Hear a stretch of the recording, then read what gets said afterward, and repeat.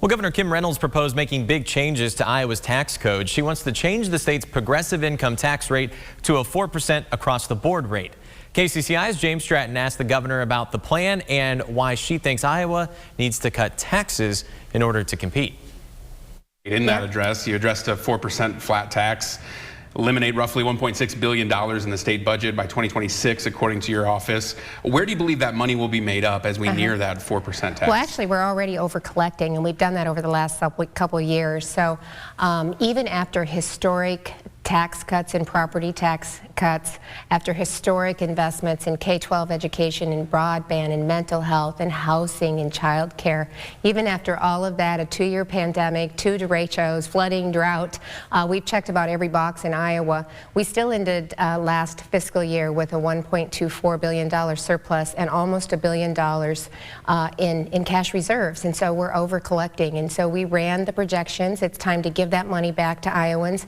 And what happens is they'll turn that money over in our communities and in our businesses and in our restaurants and really grow the economy and prosperity in every single corner of the state. And we're not competitive. So not only are we over collecting and we need to return that to Iowans, and we can do it in a responsible manner. It's over 4 years, which I'm excited about, and that allows us to still protect our priorities like education and public safety, so we can still, make sure that we're making significant investments in that. But we can do that in a safe and responsible way, and we can be more competitive. I want to just give you one more example.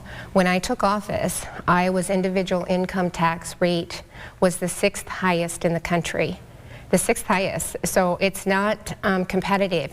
And when we get to the 4% flat tax, now other states are going to be, bringing their taxes down too, but with the existing playing field, we would be the 5th lowest in the country. And that says, come to Iowa, start a business, invest here, and you can do that tax-free. That $1.6 billion is still more than the reserves we have now. Well, not really. They're projecting with the REC, with the December Revenue Estimating Conference, they projected that not only they've upped the increase in the revenue projections for the current fiscal year that we're in to 3%. That's on top of 11%.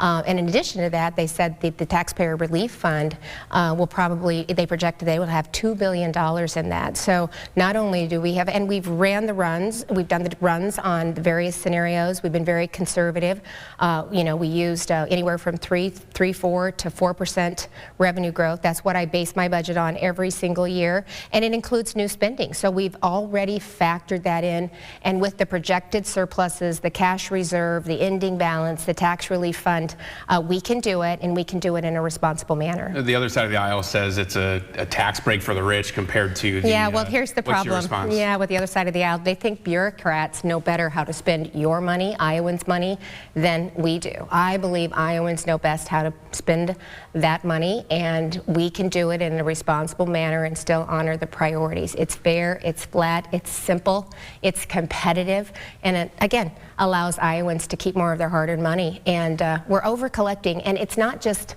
we're not just speculating. We have years of data to support that. In 2018, we passed the largest income tax cut in the history of our state, and we've been able to see significant growth even with everything that I just laid out.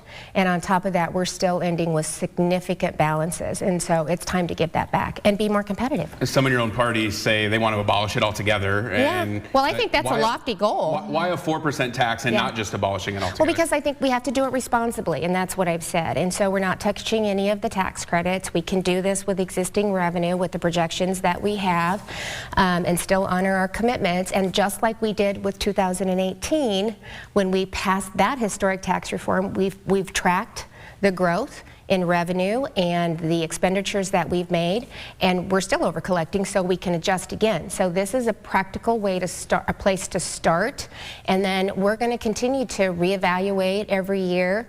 And if we're seeing our economy grow, like I think that we will. Now, we're facing some challenges, and so we're also addressing those, and I talked about that in the condition of the state.